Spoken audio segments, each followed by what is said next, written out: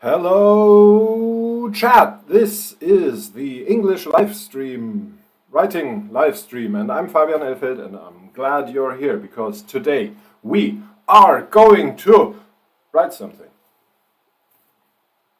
Good to see you, and I hope for you it's good to see me too. This possibly one of the few YouTube channels that don't only keep you in the dark about our nefarious purposes, but also myself. I'm not going to explain it, you all know. I'm not going to pretend there are people here who aren't here every time, and I'm glad for each and every single one of you. So let's start writing. What do?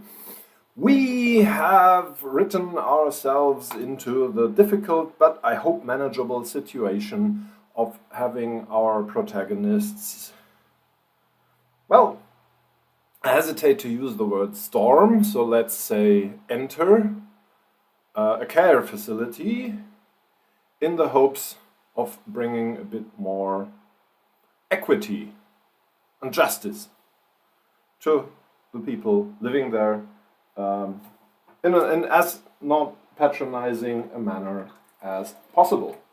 Yeah, and we have already started preparing for that by writing an I don't know, I was going to say introductory sequence, but that's not quite what happened here.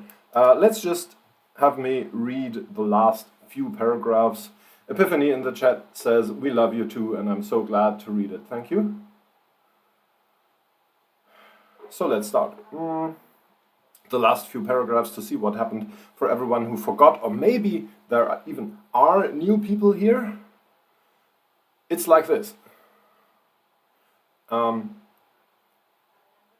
Sam, who is one of the first Magi, and Munira, who most emphatically is not, have entered a care facility, have now talked to the receptionist there, have asked about talking to the leadership, have received information about who that is, but of course have not received enthusiastic consent about talking to both of these relevant people at the same time. So, as you do, they have gone on to manufacture consent. Maybe we'll just start like this. Yeah.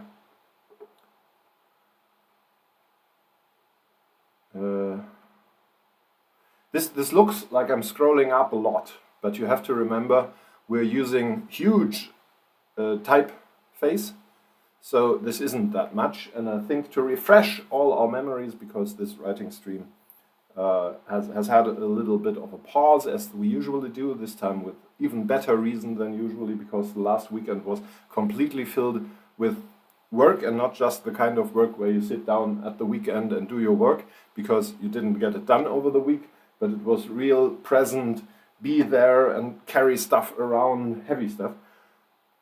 Although it's hot and quite humid work, you know, that kind of work, it was almost like those one of those worker jobs that people often talk about, you know. People, they work. Yeah, like I felt a bit like that guy from the Pepsi commercial. I think I looked a bit like him too. Probably. What? So yeah. Sam made another gesture which Munira couldn't quite follow, and then extended their left hand's thumb and index finger, holding them to their mouth and left ear respectively, as if mimicking a telephone. "What are they doing?" the receptionist whispered at Munira. Munira just shrugged and made a face that hopefully conveyed basically the same message. Her mouth dropped open a bit more when she actually heard very quietly that muffled toot sound telephone lines produced. Is there a name for that? There is in Germany for the long, that toot that you get when you pick up a landline. It's not possible to produce it on mobile phones, but if you pick up an actual landline, you get that long stretch, never-ending toot. That's called a Freizeichen in Germany, which would spontaneously translated means something like free line signal. So it's meant to convey to you that the line is open and that you can dial now. After that, there's that toot, toot. No, I did it wrong. Toot, toot. That's the, I don't know. That's not the Wählzeichen. There's no name for that, is there? And Not even in German, and I don't think there is one in English. What do you call that? And you can hear that on mobile phones too. That's still a thing, right? While Yeah. it calls the person. Yeah. And there's no word for that, is there? No. I don't know.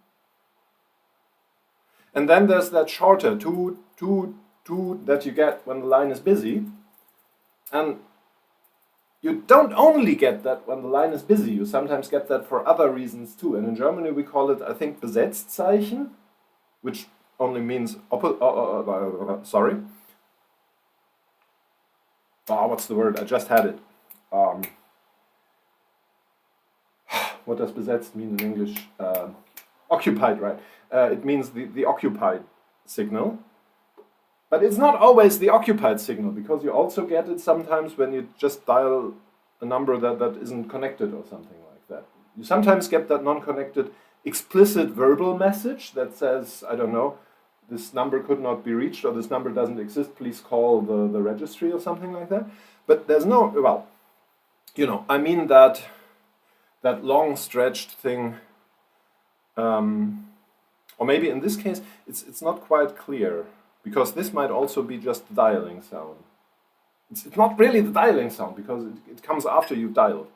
Yeah, right. Epiphany says the only word that comes to mind is dial tone. But that's, I think, the dial tone is what you get while dialing. Or at least that's how I would use the word. Yeah. Well, yeah. Anyway, toot sound that telephone lines produce, judging by the receptionist's expression, they heard it too.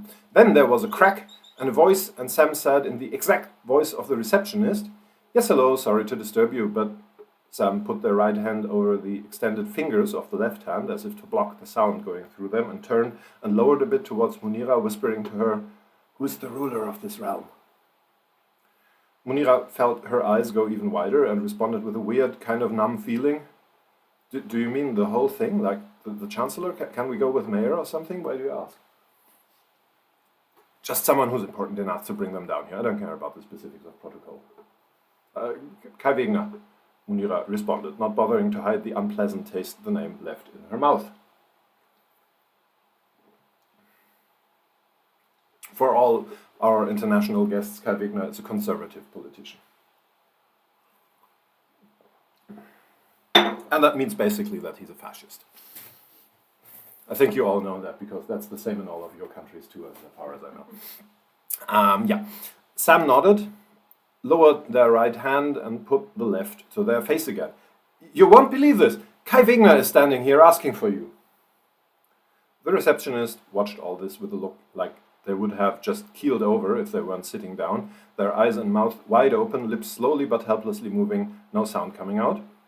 Sam briefly listened to the voice coming from the phone, then said, Yes, right away, both of you, Lara too. He seems quite agitated, and he brought armed guards." Of course, that's a little joke. Maybe it's a bit over the top, we can talk about that, but I think it's funny.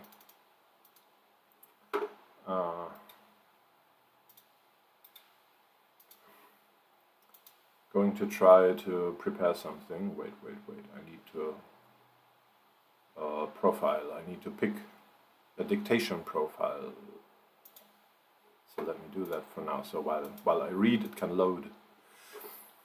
Agitated and of course, and he brought armed guards. Sam waited for the response, nodded, said, "Great, thank you," lowered their left hand, opened it all the way, and started shaking out the fingers. "How? What? Who?" "Don't worry about it," Sam told the receptionist, now again speaking in the usual voice, making an airy wave in that direction. "I'll explain this wasn't actually you calling her by her first name. You probably don't do that usually, right? Sorry, forgot." "Who is that?" the receptionist asked Munira, looking around the hallway with wide eyes. Is this some kind of TV show? Am I on camera? I'm not sure I consent to this. You need my consent to add this, don't you? I want to watch the footage first. Munira just gave the helpless shrug again, while Sam said, "No worries, nobody's going to see this, and also, if you care to know, I think you handled yourself quite admirably. Actually, unfortunate that there is no camera. I think you'd be proud." They quickly turned to Munira and whispered, "Too much." Munira made a little gesture with thumb and index finger very close to each other. Sam turned back to the receptionist with a wide grin and winked at them.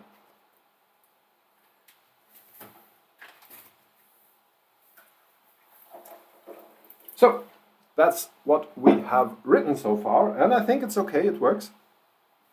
Feel free to disagree, because this writing live stream, you might not have gathered that from the title, is interactive.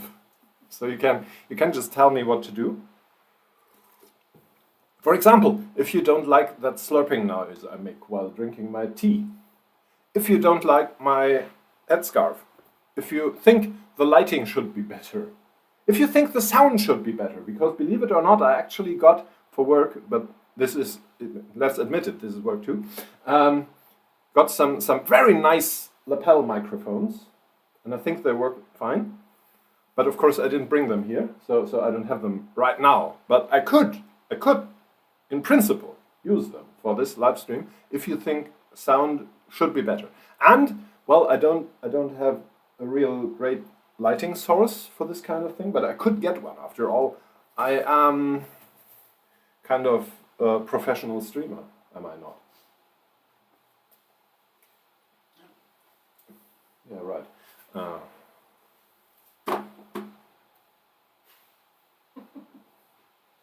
So yeah, professional streamer and all that. So if you, as professional streamers do, I'm asking my audience to tell me if I need professional lighting or not. You know how that goes. So let me know. You. Best thing is, not only you write it in the comments below the YouTube video, of course, but it would be nice if you could also write it, just to make sure I get it, on several social media sites, like adding me with my handle on that site and saying stuff like you could, just a proposition on how you could phrase it. For example, "Hey, Fabian Elfeld, I really love your interactive writing live stream." This is where the link goes. It's so enjoyable, and I wish more people would watch it. I just think, and then you can write whatever you want me to change. That would work best, I think.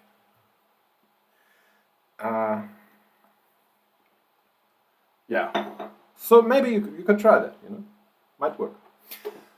So back to the writing. Done with the jokes. Now let's get serious. Now this is a point where I think we shouldn't spend too much time on the situation in that lobby, hallway, whatever we call it. But if the people Sam wants to talk to come in right now without any pause at all, that feels weird. So we need to get a little bit of a transition there. And also we might want to give the receptionist a chance to react again, to again give them some agency too, because as I mentioned in the beginning, I think it's very important to strike a balance here, because the Magi are powerful and they're kind of in some sense, if we want to use that concept, the heroes of our story, yes, but we have to take care not having them come across as, for lack of a better word, and Sam, I think, kind of is even white, so we have to avoid that white savior concept, like them coming in and helping all those poor, oppressed people who can't do anything for themselves. So we need to avoid this, so we have to make fun of them sometimes, and that's necessary, and have them fail at stuff now and again.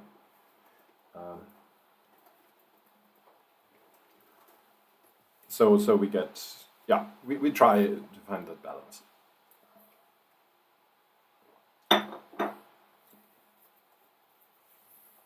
So what could the receptionist do or say? Because as I said, we're trying to have other people as real characters and give them agency and have them not just be an audience to Sam's cool tricks or something like that. That's not what we're aiming for. And at the same time, we don't, of course, want to have this be too, what's it called, antagonistic. Now we don't need, I think, an atmosphere where everybody hates Sam. That's not necessary either. Yeah, Gekrimbel proposes that the receptionist could just smile and also say yes a little too much. And I think why not? Let's do that. Let's show how interactive this writing stream actually is, and agree with that totally not made up person in the chat who's definitely not a sock puppet of mine.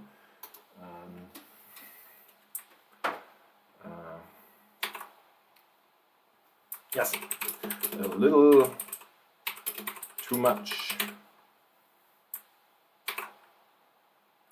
The receptionist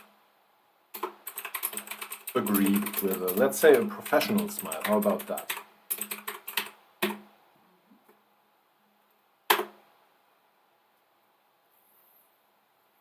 Well, what do we do? What would Sam respond? My first instinct is to have them say better than too little. Not very original, but I think it kind of brings across their personality. Could also press none. Yeah, let's do that. And while we're at it, let's test this dictation thing. Sam just nodded thoughtfully, comma, tapping their chin with one index finger, full stop.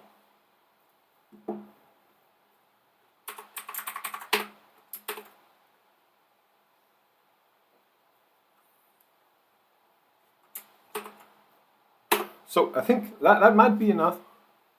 I think we can now go on to say a few minutes later a person arrived. So now this is the entrance of at least, I think they will come one after the other, right? Or let's check. Did the receptionist say they're together? I don't think they're both pretty busy, have to make an appointment. I'm afraid appointment there's no actually, or are those 5? Would you count the contract? I don't even know what you're talking about. Do I need to call security? No.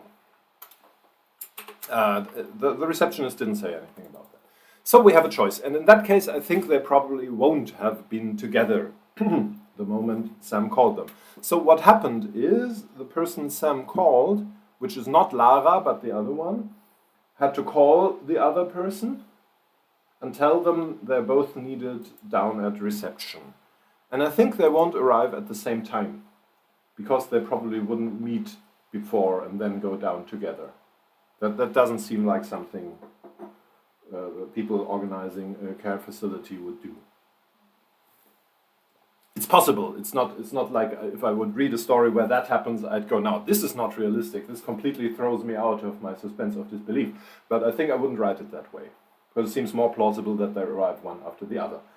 So, which one arrives first? And how do we characterize them? Because, and I know I'm saying something that's quite obvious, but I'm a firm believer in the idea that stuff can be obvious, but you still have to remind yourselves and others about it now and again, because it kind of slips through in the hectic, the short attention span that social media, no, what I mean is stuff like, I don't know, you should appreciate little things.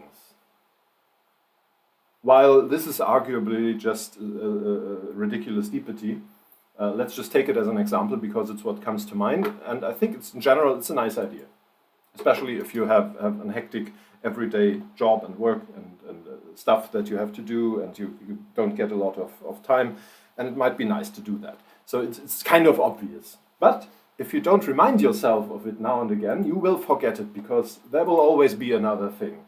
Like, oh, I need I need to get some coffee, and I need to grind the beans, and I need to boil the water, and I need to deliver that coffee, and then I have to make the next one, and I have to find out the right degree for grinding and all that stuff, and you will forget to appreciate the little things in between, and so you have to sometimes stop and remind yourself so that you actually do it, and not just finish the day by thinking, oh well, yeah, I know I should have done that, but there was never a moment when I did. And that's how it is with many things, like writing, for example. And so, on the one hand, it is kind of obvious, and I don't need to tell you, that this is our opportunity to characterize a first entrance for two characters who are not main characters, but who will be very important side characters for the next few pages, the next chapter, maybe even the next chapters, depending on how this goes. And they will have a dialogue with Sam and Munira for quite a while. So they will be important. So we should now stop a minute and think about how we want to go about this, because I haven't used up my cliche counter for today. You don't get a second chance for a first impression, and this is our first impression of those two people. So let's scroll back again and check what we already know about them. Whoa, whoa, whoa. There it was. Word has that silly scrolling problem, you might remember. Ruth Gabler and Lara Kaczmierz. Kaczmierz, I think that's how you would pronounce it. Kaczmierz. Something like that. And we know Ruth Gabler is the administrative head of facility, so kind of the, whatever you want to call it, the director, the head of the thing, and the person who does the administration. So probably in a classical hierarchy, the top person, because she does, for example, she decides to hire and fire and all that. But there's also the nursing service head, and I'm not sure if you might even know more about the nursing facilities in your own countries, but here, luckily, I probably can claim that of all of us, know most about how they are in Germany, which is still not a lot, but I work with them, so I have some kind of idea. And there's that, well, how do you call it? There's an organizational. Those are, I think, in the basic idea is that they are not supposed to be on different levels of hierarchy, but just for different branches of the work they do, or something like that. So what we call the nursing service head, which in German is called Pflegedienstleitung, they have a pretty responsible job too. They are more involved in the actual nursing, as you might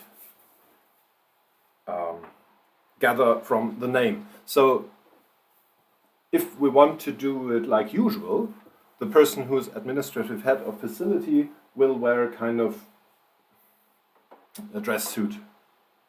If it was a guy and following classic gender cliches, they would be wearing a suit and tie. While the nursing service head will probably wear the same stuff the nurses do. What's it called in English? A frock? Those or scrubs, or is that only what doctors wear?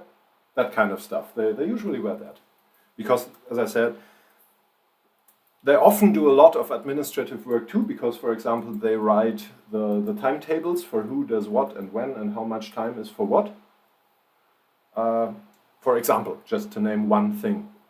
They have to do a lot, they have a lot of responsibility, but they're involved in the work also usually. And also they want to show that they are. So they usually wear the same stuff the nurses do. And they are nurses, they have to be. Uniform, says Epiphany, thank you, yeah. They wear a nurse's uniform.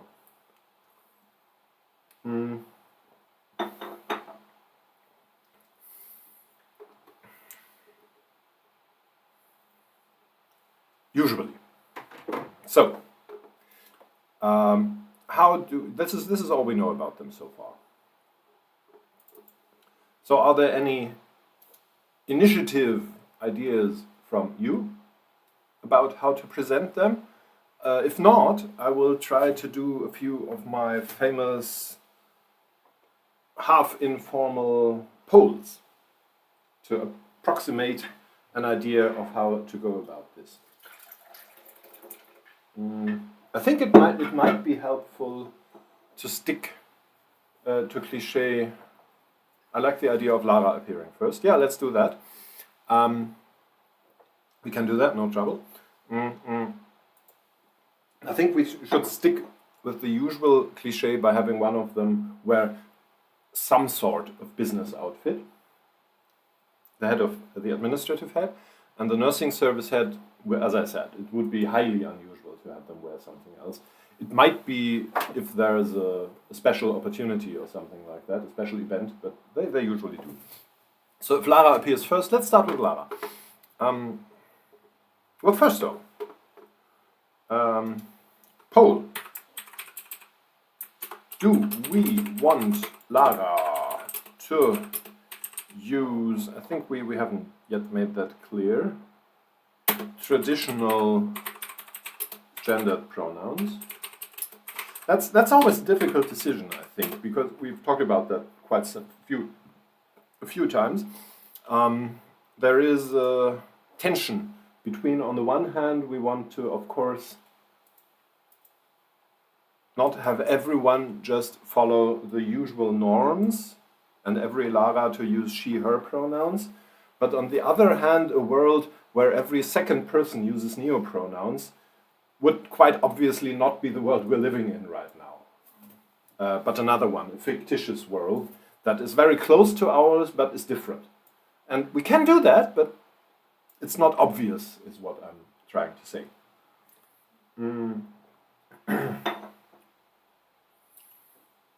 Yeah, I'm going to write the poll now, she, her, or not. And then, after typing that question, I won't change the question, but I will offer you a kind of a choice of answers that doesn't quite fit the question, I'll admit, but I'm too lazy to type the question again, because now I'm going to enumerate a few pronouns to just make the poll a little bit more clear.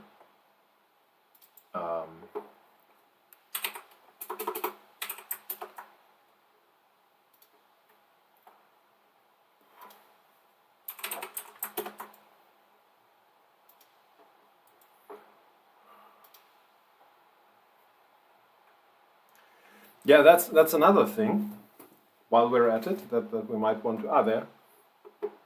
Oh yes, Epiphany is completely right by saying, in my personal experience with the healthcare system here, I've noted that there is a high degree of conformity to gender stereotypes. There absolutely is. Yeah. It's a rather conservative bunch. But still, I'm going to make the poll. The question I was just about to talk about is, do we include German neopronouns? Because while the story is happening in Germany, we are writing a text in English. Then again, neopronouns are neopronouns. They are not a traditional part of any language anyway. But well, you can choose. I mean, it's a poll. Why should I tell you if it's possible or not, or ask you when I can just include it in the poll and have you vote on it? And now just, I know that there are literally hundreds of neopronouns, and I think that's a good thing, but I hope you forgive me for not including all of them. But, of course, as always, you have the possibility of just picking something else and writing it in the comments. You have to tell me, because there's no what do you call it? There are no emojis for neopronouns, so we have to do it that way. Here's my poll. And now I will give you the pronouns to click on, or the emoji symbolizing pronouns. as usual, I picked the emoji just by whatever got under my mouth. Yeah, I noticed. It's not that easy to... There.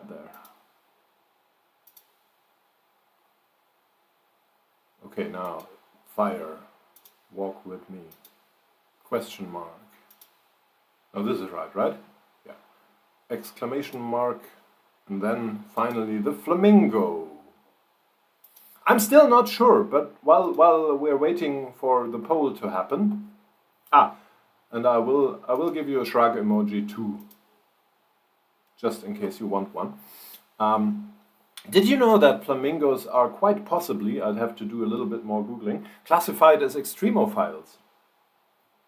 Because they live in some very extreme conditions. And for example, just the one thing that stuck, and I didn't forget, flamingos can drink near boiling water. Yeah. Almost like me. Tea. Yum. Yeah, I think we have a majority already for she. Alright, so I'm going to, while this is not obvious and does not go by itself, but I don't want us to spend the next 3 hours on different polls about how Lara is and is not gender conforming. I will use this poll as a basis for the assumption that she's gender conforming across the board. If you want her not to be, you can tell me, but I won't make another poll about it.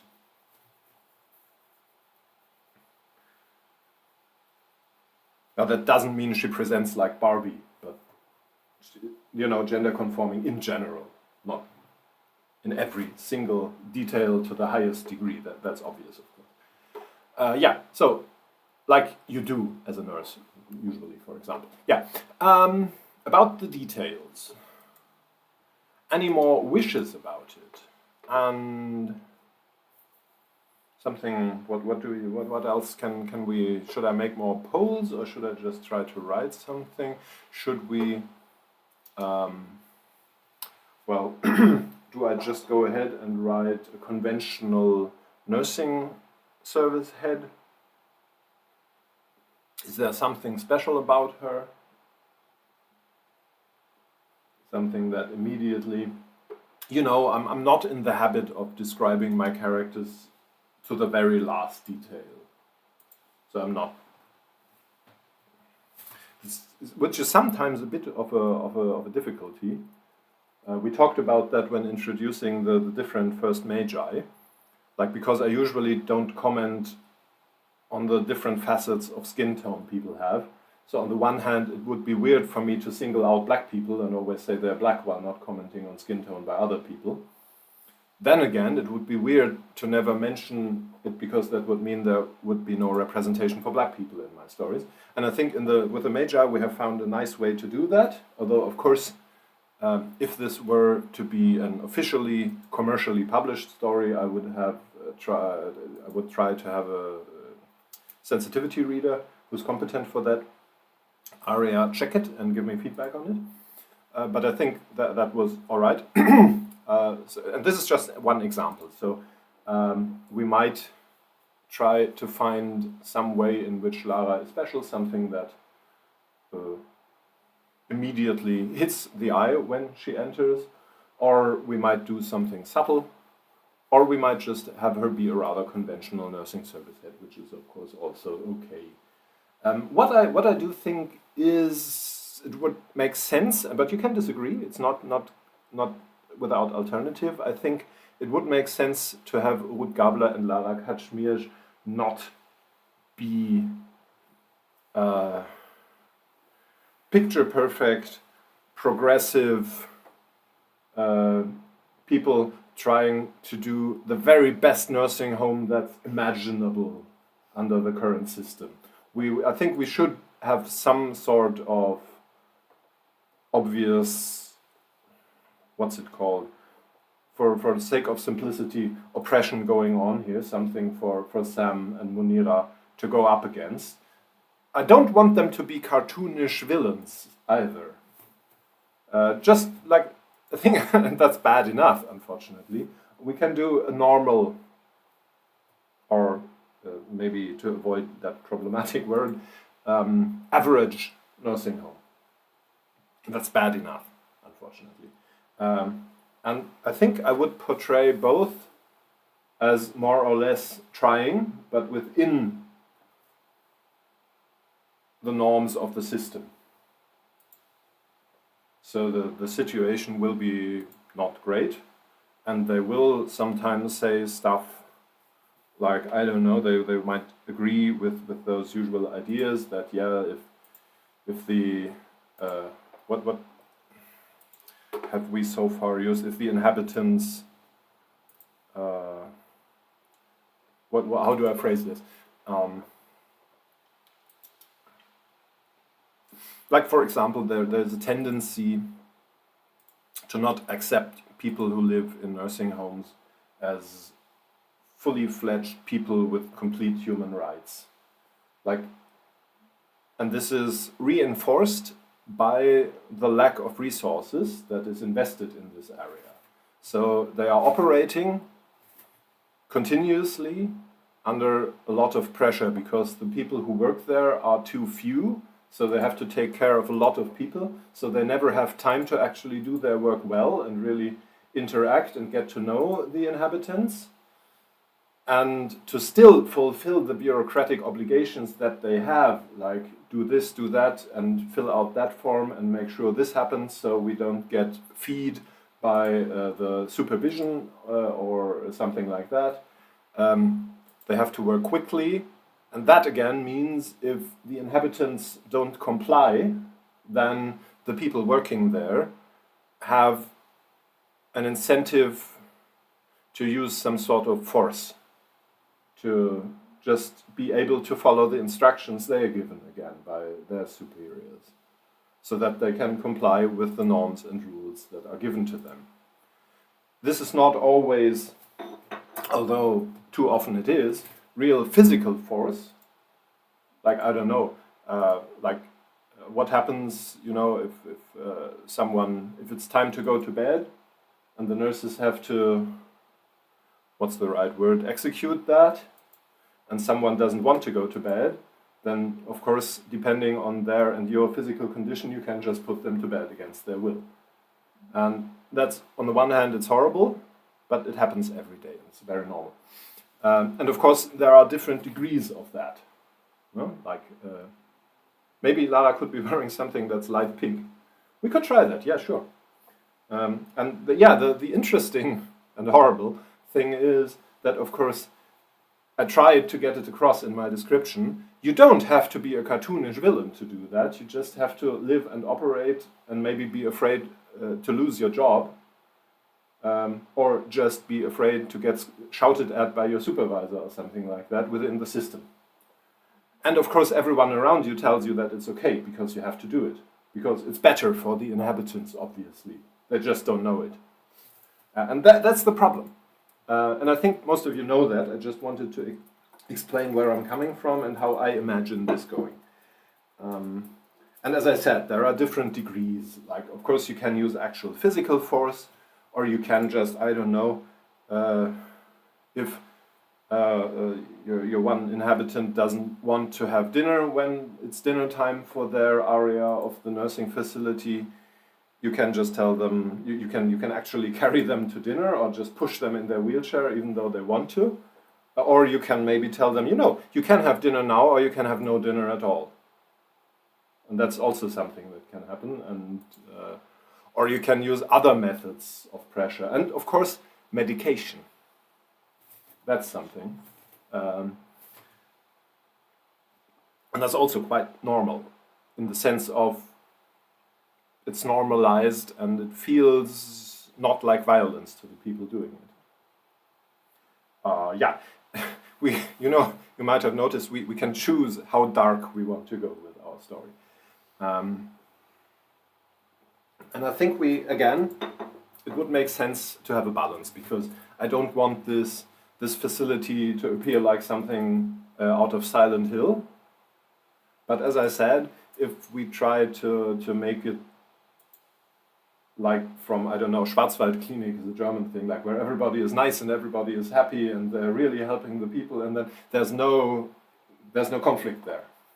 That's not an interesting story, as sad as it is. And also, it would, now to justify, we're not just depicting horrible conditions to have a fun story to write, it would also be completely unrealistic, because I think what I just described is the average nursing home in Germany. And that's not the fault of individual people, you know that. It's like many things, it's just what the system forces them to do. And the system is of course made up of every single individual person that is part of this society, so we all do this together. But it's complex. And that's kind of the opposition,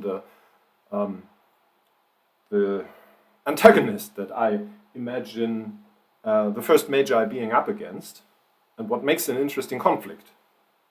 That's the basic idea of the story, because the first Magi, you might have noticed that, they have magic powers. So to have some human, like for example Lara Kaczmierz as their antagonist, that wouldn't really work.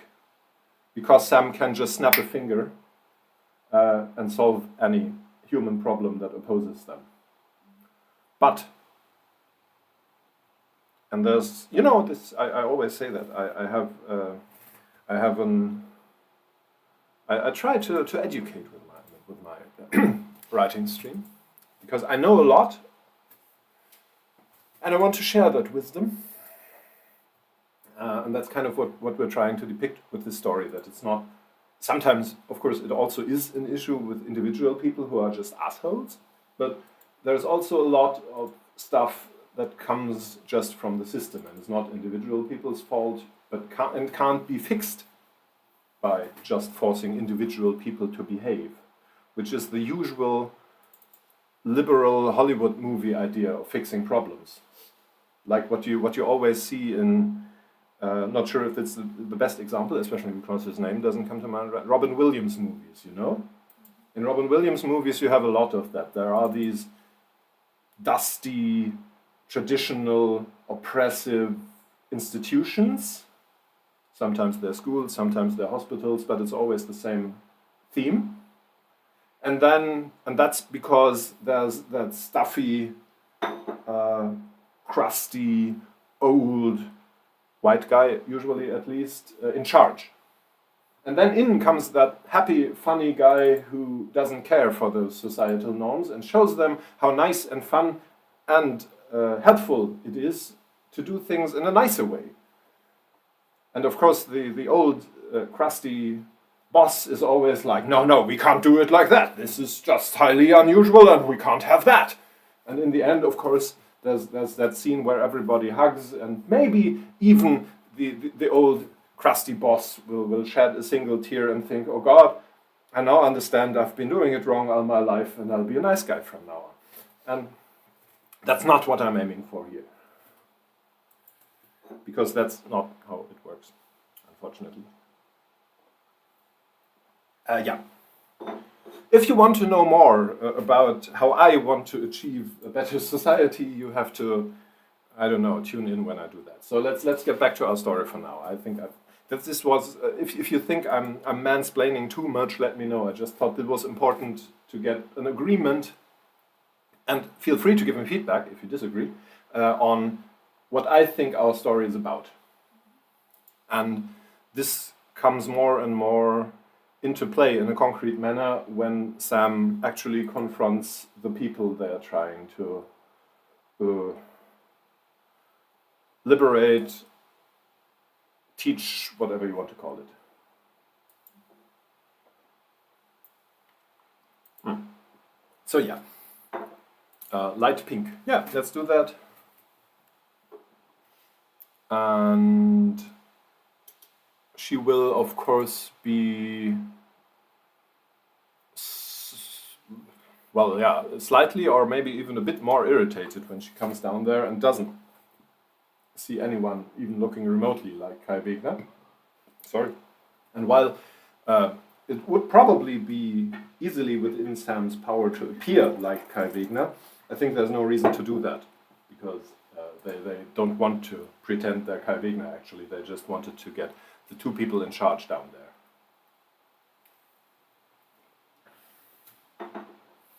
Yeah, so let's try that for the sake of getting some writing done after my personal Communist Manifesto or something.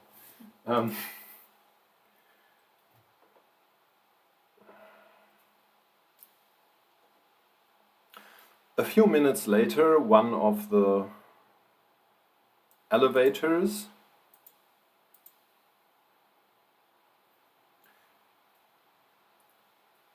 chimed, the doors opened,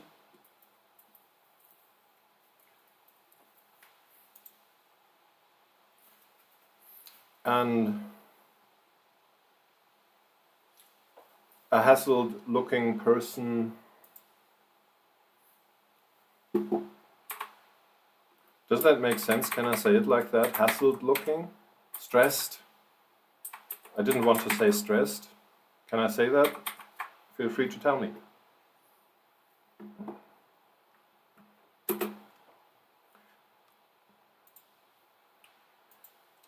In a light pink nurse's uniform,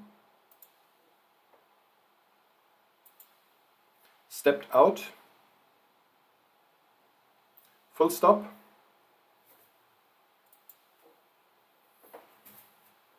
Stressed out works better, says Epiphany. All right, so good to have a native speaker in here. Stressed out. All right, let's do that.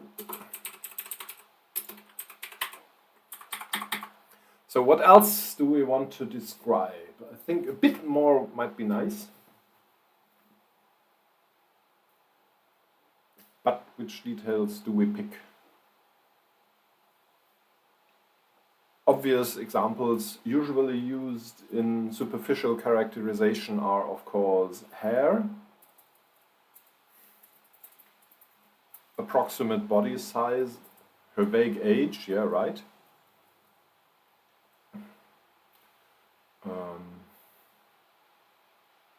And yeah, general look. I mean, no? Well, I tried to do that with stressed out. And as I said, I'm not a friend of too much detail. A mahogany long bob. What's that? So mahogany is the color. What's the long bob? It's a haircut like this. Ah, okay, yeah. I'll Google it. Just not to diss your description, but I want to see it for myself. I think long bob. That sounds like something out of a shanty, don't you think? Why did that happen? Shut up. But it sounds like something out of a shanty, don't you think? Long bob? Yeah. And then we rode along until the long bob came and, I don't know, picked up the sails and lowered the anchor and hoisted up the thing. I'm a bit of a sailor myself, actually. Yeah, sorry. I'm not trying to make fun of your hairstyle idea, Epiphany. I'm more trying to make fun of my own ignorance. I've never heard of a long bob. I know a bob, but I wouldn't have been able to describe it. But I think, yeah, okay. So those are called long bob, and apparently there's an established short form for it. It's called a lob. Apparently, yeah. The length is between long hair and a bob cut, yeah. Mahogany long bob. Let's do that, yeah. Yeah. They were wearing their hair in a mahogany long bob.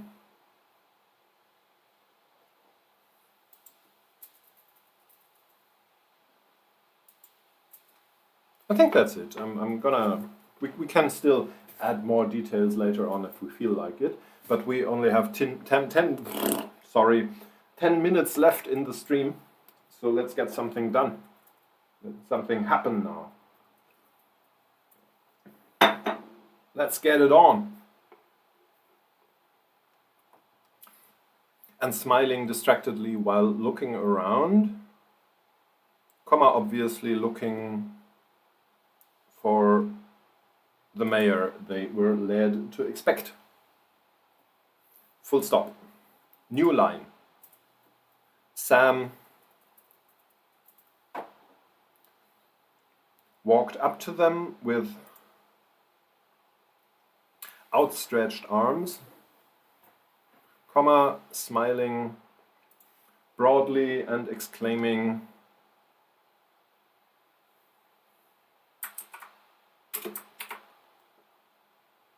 so now we need the name again, and I even remember it was Kashmir's, but but I would like to have it, yeah, there, because I wasn't quite sure where all the C's and the Z's go.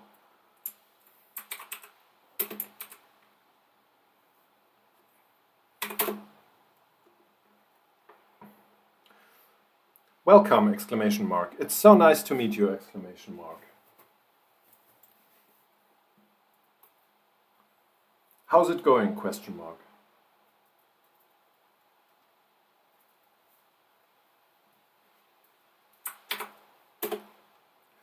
Munira stayed where she was near the desk,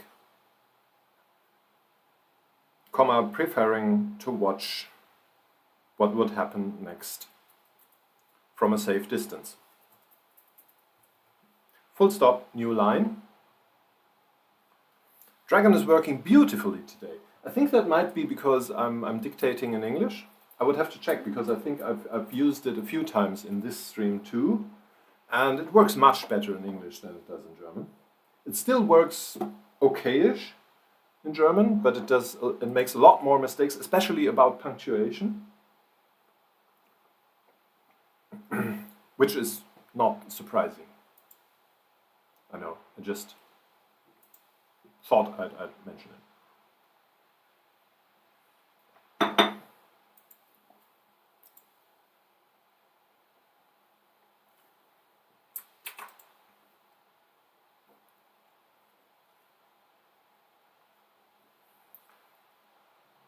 I'm sorry, comma, close quote.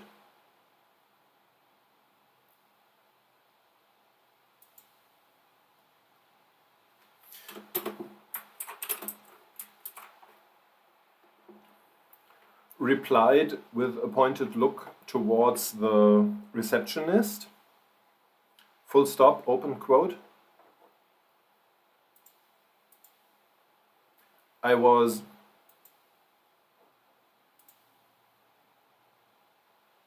led to expect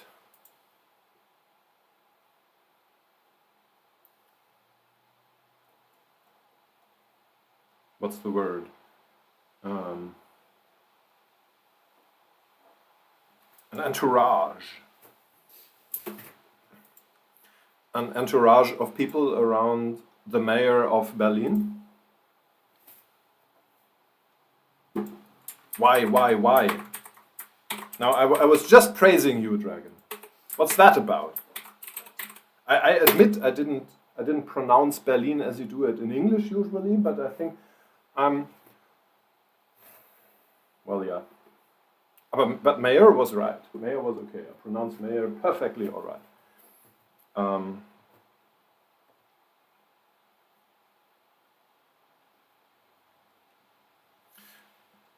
And don't get me wrong, comma, I'm not disappointed he's not here. Comma, but I'm confused.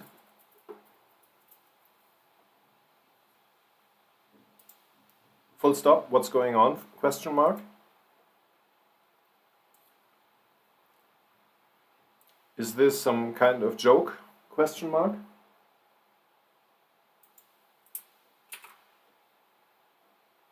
New line.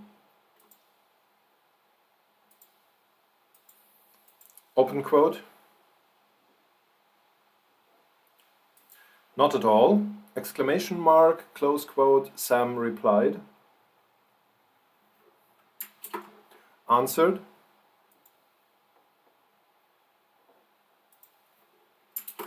Said, full stop, open quote. And first off, comma, do we have a name for the receptionist? I think we might.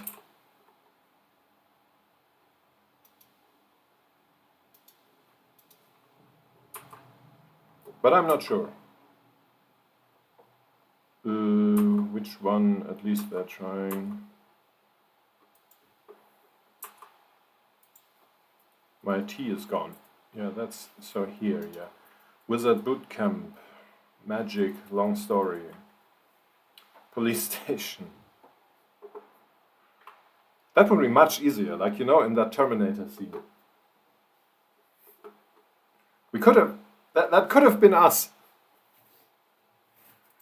Well, I never said I was great about picking my battles. Name. I don't think we might not have a name for them. I need to check though, sorry. Lara Kaczmierz, there we go, but no, maybe we didn't give them a name.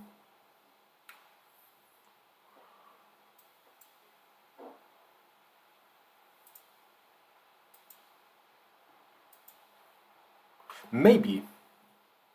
Let me know if this is too much. First off, I'll add a little thing here.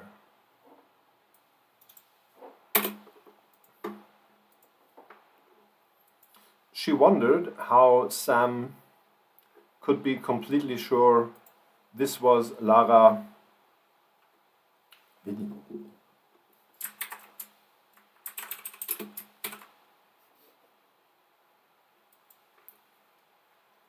While being completely ignorant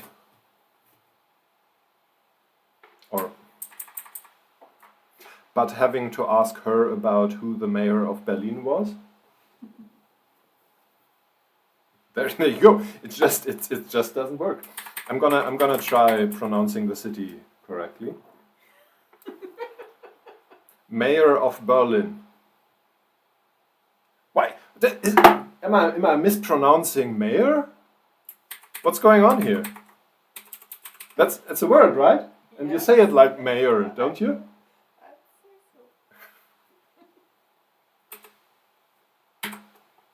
I don't get it.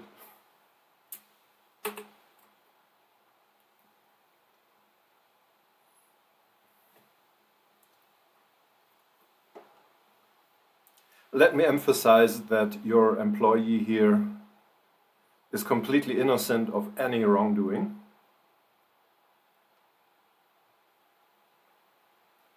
Epiphany says, if it helps, I prefer the German pronunciation of Berlin to the English.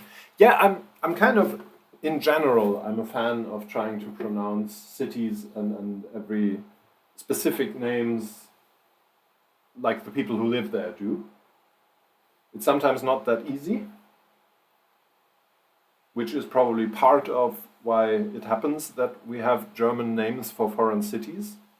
But I think it's a completely unacceptable practice that there are forget about the racism stuff and all that and the colonialism in it. But it's completely impractical that you have, I think, 250 names for the same city. And it's not that hard to pronounce most of them, for most of us, I think.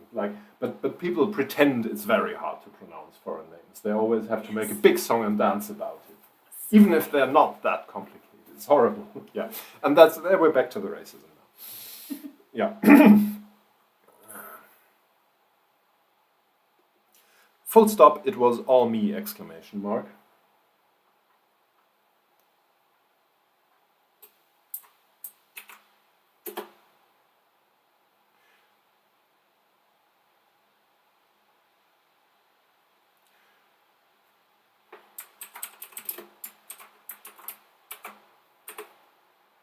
Blinked at them and why?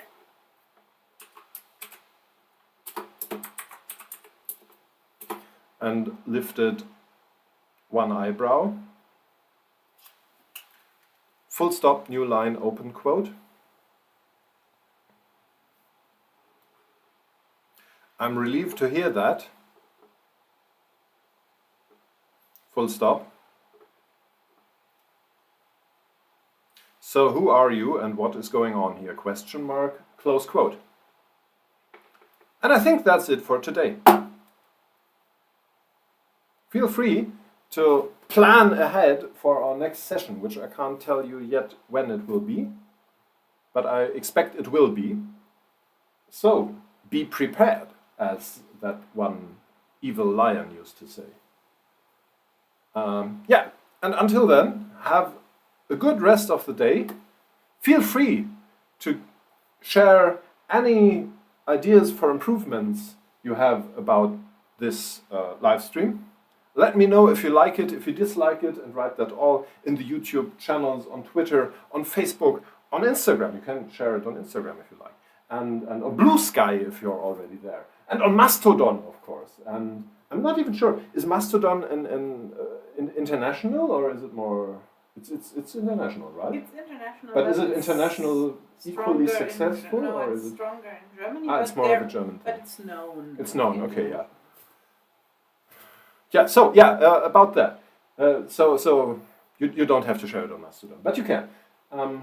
It's very complicated. Nobody knows how to use it. Really. It's very difficult. You know, I don't even know how to pronounce it right. He lies. Is it Mastodon or is it more Mastodon? Go away. Mastodon? Sorry, I'm making fun of people who are don't hassle the Mastodon, okay?